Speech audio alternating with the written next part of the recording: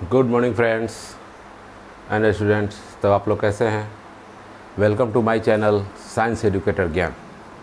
जैसा कि आप लोग जानते हैं कि पिछली क्लास में हम लोग 9th क्लास का केमिस्ट्री का फर्स्ट चैप्टर स्टार्ट किया था। तो उसमें थोड़ा सा पार्ट पढ़ाया था, फर्स्ट पार्ट। अब उसका जस्ट सेकंड पार्ट उसके बाद का टॉपिक है। तो सेकंड पार्ट स्टार्ट करते हैं। जैसे फर्स्ट पार्ट में आप लोगों को क्या पढ़ा था कि पदार्थ क्या होता है, पदार्थ की क्या अवस्थाएँ क्या होती है, पदार्थ किन किन कणों से बना होता है, ठोस द्रव में क्या मूवमेंट होता है, ये सब आप उसमें पढ़ा था पिछला वीडियो में। अब इस वीडियो में हम देखते हैं पदार्थ की अवस्था क्या होती है। तो बस वीडियो स्टार्ट करने पर समय इतना ज़रूर कहूँगा कि जितना से अधिक हो सके इस चैनल को सब्सक्राइब कर दीजिए। अभी तक नहीं किए हैं तो सब्सक्राइब कर लीजिए, क्योंकि आपके बहुत ही यूज़फुल टॉपिक इसमें आने वाले हैं। वो फिजिक्स हो, मैथ हो, केमिस्ट्री हो, 9 से लेकर 12th क्लास तक का टोटल फिजिक्स केमिस्ट्री मैथ यहाँ पे आपको हम देंगे। मेरा नाम तो आप जानते ही होंगे, नाम ही काफ़ी है, ज्ञान सर। समझ में आ गया? तो चलिए अब टॉपिक स्टार्ट करते हैं। देखिए अब यहाँ पे क्या है, पहला पदार्थ की अवस्था। जैसे फर्स्ट चैप्टर का नाम क्या था, हमारे आसपास के पदार्थ। उसमें पहले कुछ टॉपिक डिस्कस कर दें, वो पिछला वीडियो में जाके आप लोग देख सकते हैं। लेकिन इस वीडियो में हम स्टार्ट कर रहे हैं पदार्थ की अवस्थाएँ। जैसा कि आप जानते हैं पदार्थ की 5 अवस्थाएँ होती हैं। आपको 3 ही पता होगा, लेकिन मैं बता रहा हूँ पदार्थ की 5 अवस्थाएँ होती हैं। पहला अवस्था है ठोस, दूसरी अवस्था है द्रव, तीसरा गैस, चौथा प्लाज्मा और पांचवा आता है बोस-आइंस्टीन कंडेंसेट। बेसिकली एनसीईआरटी का जो 9th क्लास का सिलेबस है उसमें 3 ही अवस्था पढ़नी है। ये जो दो चौथा और पांचवा अवस्था है इनको सिलेबस में नहीं रखा गया है, तो इसके पे आपको ध्यान नहीं देना है। तो हम बात ध्यान देते हैं किस पे, पहले बात करते हैं तीनों अवस्था। तीनों अवस्था में क्या क्या हो सकता है। पहला ठोस हो गया, इधर आप देख रहे हैं ठोस, ये द्रव और ये गैस, ठीक है। जैसा कि आप लोग पहले ही पढ़े हो ठोस क्या है, पदार्थ में पहले ही बता चुके थे। पदार्थ क्या होता है कि वैसा कुछ भी जो स्थान घेरे जिसके पास द्रव्यमान हो, क्या कहलाएगा, पदार्थ कहलाएगा, ठीक है। समझ में आया है ना जी? पिछला वीडियो में आपने भी इसे बहुत प्यार दिया है, तो आशा करता हूँ इस वीडियो भी आप लोग प्यार, हाँ वादा आप लोग से वादा रहा, जितना मैं मेहनत करता हूँ उतना कीजिए, रिजल्ट 100% आएगा, ठीक है। आना कानी कई बोलो तो कुछ ना हो, यही से पढ़ाई कर लो। आओ लो स्टार्ट करो तनी पदार्थ की अवस्था। अब बात करते हैं ठोस का। तो ठोस में क्या होता है, ठोस की कहेंगे पहले कि मॉलिक्यूल जो ठोस के कण होते हैं वो क्या होते हैं, बहुत सटे सटे रहते हैं। तो इसलिए फिगर में दर्शाया गया है कि देखिए इसमें छोटा छोटा कण दिख रहा है आपको, ठीक है। तो छोटा छोटा रिक्त स्थान है, खाली स्थान है।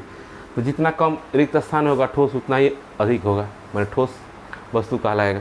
तो जैसे ठोस का परिभाषा देखने के लिए क्या होगा, तो ठोस में क्या कहता है, ठोस के कुछ कंडीशंस है, उसका क्या होना चाहिए, निश्चित आकार होना चाहिए। तो कोई मान लीजिए एक ठोस पदार्थ है तो कुछ निश्चित आकार है ना जी, इसकी लंबाई है, चौड़ाई है, कोई ना कोई एक डिफरेंस निश्चित आकार है। दूसरा कहता है इसका आयतन निश्चित होता है, तो बात सही है। और ठोस में का आयतन निश्चित है, इसका आयतन निकाल सकते हैं। आयतन मतलब क्या होता है, लंबाई गुने चौड़ाई गुने ऊंचाई, तो इसके पास आयतन भी है। तीसरा चीज़ क्या है कि निश्चित बीमा, ये एक निश्चित बीमा में है, माने रेक्टेंगुलर है तो रेक्टेंगुलर, अब इसको दाब कहीं बढ़ा सकते हैं, नहीं बढ़ा सकते, ये क्या कहलाएगी, निश्चित बीमा। कठोर होता है, कठोर होने का मेन कारण क्या है कि इसमें रिक्त स्थान कम होते हैं, इसलिए क्या होता है, ठोस कठोर होता है। तीसरा क्या, अस्पंडीय, स्पंडीय होता है, मतलब क्या, इसको हम कंप्रेस नहीं कर सकते, कंप्रेसिबिलिटी इसको बोलते हैं। इस ठोस पदार्थ को कंप्रेस नहीं कर सकते हैं।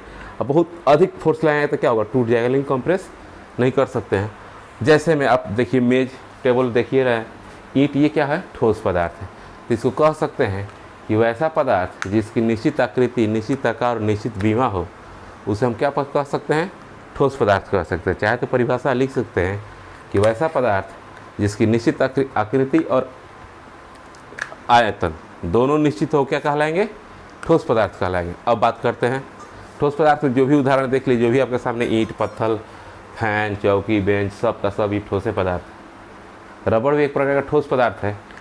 रबड़ देखें ना, खींचते हैं तो क्या होता है, फैल जाता है, लेकिन कब वो ठोस माना जाता है, कब, जब तक एक्स्ट्रा फोर्स उस पर नहीं लगाइएगा तब तक वो क्या होगा, फैलेगा नहीं। तो ये भी रबड़ भी क्या है, एक ठोस ही पदार्थ है।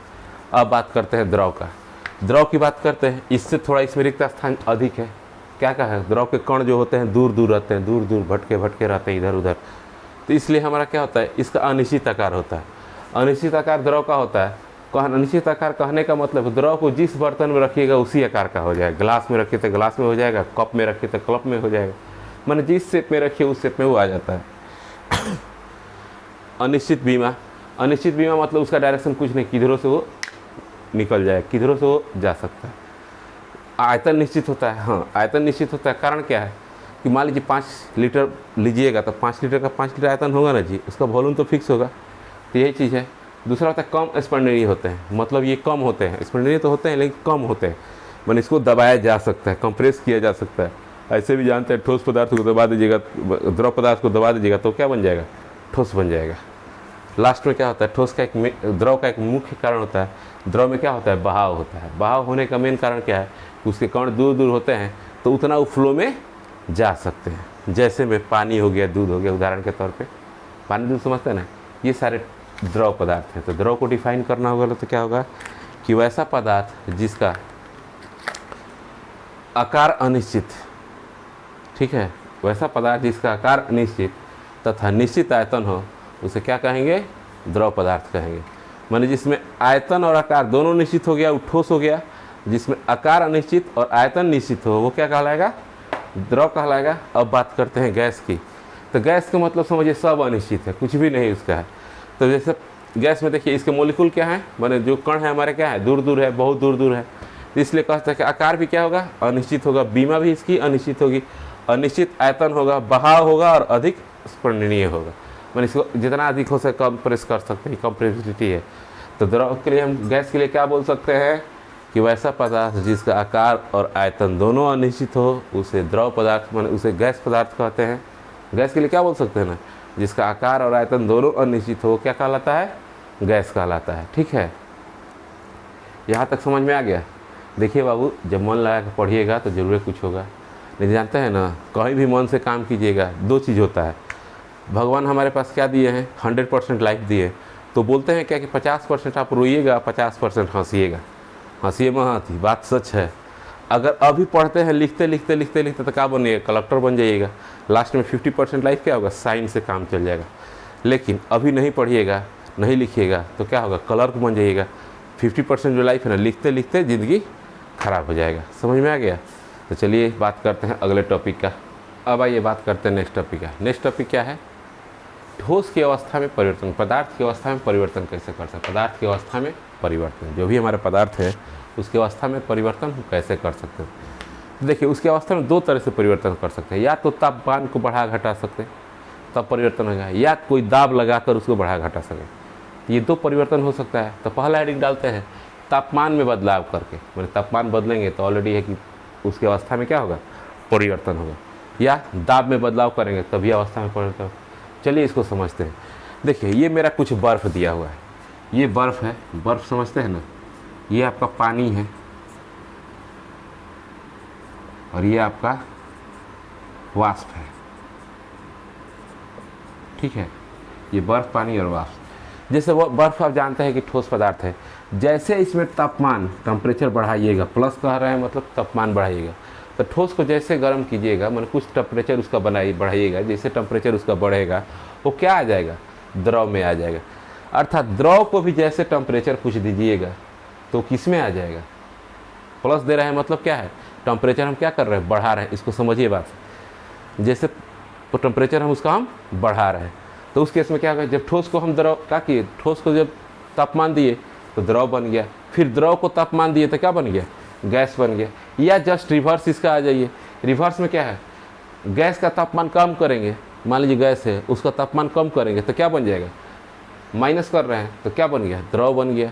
फिर द्रव का तापमान को कम करेंगे तो क्या बन जाएगा, ठोस बन जाएगा। माइनस कर रहे हैं मन घटाना होता है। तब जैसे समझ लीजिए बर्फ़ है, जैसे बर्फ़ आप जानते हैं ना 0 डिग्री सी पर रहता है, पानी जो भी हमारा बर्फ़ रहेगा 0 डिग्री सी पर रहेगा। जब बर्फ़ को हमको हीट करते हैं तो बर्फ़ हीट करते करते क्या होता है, वो पानी में बदल जाता है।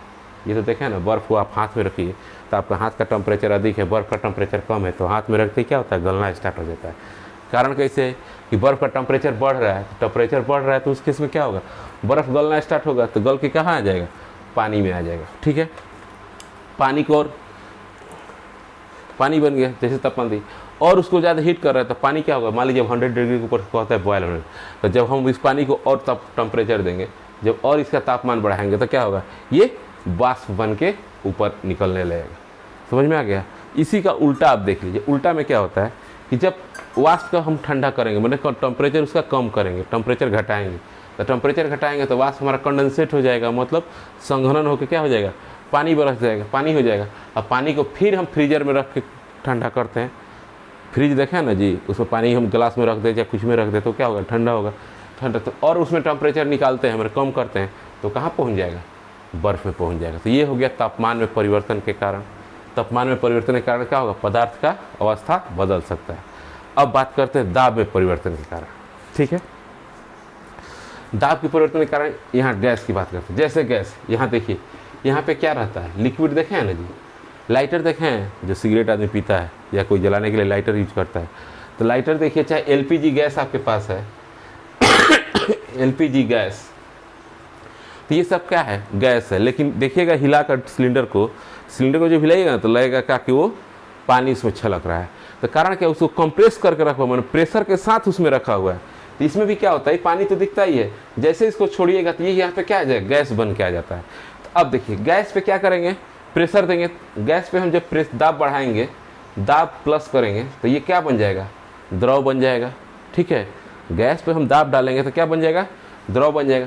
फिर द्रव पे हम और दाब डालते हैं और इसका दाब बढ़ाते हैं तो क्या बन जाएगा, ठोस बन जाएगा।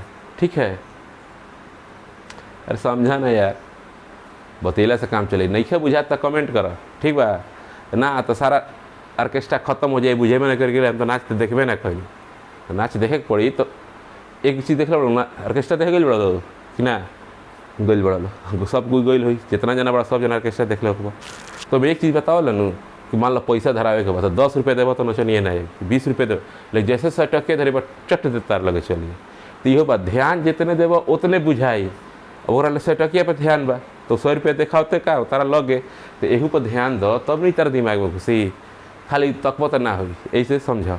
अब इसमें क्या होगा कि गैस है, गैस में जैसे ही दाब बढ़ाए थे किस में बदल गया बाबू, द्रव में। द्रव का फिर दाब हम बढ़ा रहे थे, किस में बदल गया, ठोस में। इसी तरह उल्टा आ जाइए, जब दाब कम करेंगे तो क्या हो जाएगा, दाब को हम माइनस करेंगे तो किस में आ जाएगा, द्रव में आ जाएगा। और द्रव में से फिर दाब को माइनस करेंगे तो किस में आ जाएगा, गैस में आ जाएगा। जिसका जीता जागता उदाहरण आपके पास लाइटर है, एलपीजी गैस है। ठीक है, पढ़ाई समझ में आ रहा है, तो पढ़ाई समझ में आ रहा है तो चैनल सब्सक्राइब कर दो, कि मान लो फिर कल कुछ पढ़ता है हम तो कम से कम रही तो कि हाँ आ गई नोटिफिकेशन।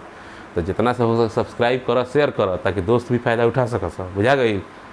देखिए हिंदी में समझ में आएगा तो हिंदी में समझाएंगे, भोजपुरी में आएगा तो भोजपुरी में, वादा है कि आपको समझा के ही रहेंगे। ठीक है, तो इसलिए आप लोग टेंशन मत ली। हाँ, एगो है हमारा पुरान स्टाइल है, बुझाई, तो एक खातिर टेंशन मत ली। हलो, अगला पॉइंट पर आओ। तो पहला दाब हो गया और ये चीज़ हो गया आपका तापमान। तो इतना समझ में आ गया ना, इतना समझ में आ गया तो उस केस के लिए आप अगला टॉपिक पे, हाँ तो देखें इतना तो समझ गए ना। तो अब देखिए, अब आपको हम बता रहे हैं जस्ट इसके आगे वाला टॉपिक फिर अब नए पार्ट में आएगा। ठीक है, उसके लिए धन्यवाद, इतना देर आप वॉच किए इसके लिए धन्यवाद। हाँ, इतना ज़रूर कहेंगे जाते जाते कि पढ़ाई कीजिए, टाइम से पढ़ाई कीजिए, और कल जो नेक्स्ट वीडियो आएगा बाकी इसका पार्ट हम उसमें क्लियर कर देंगे।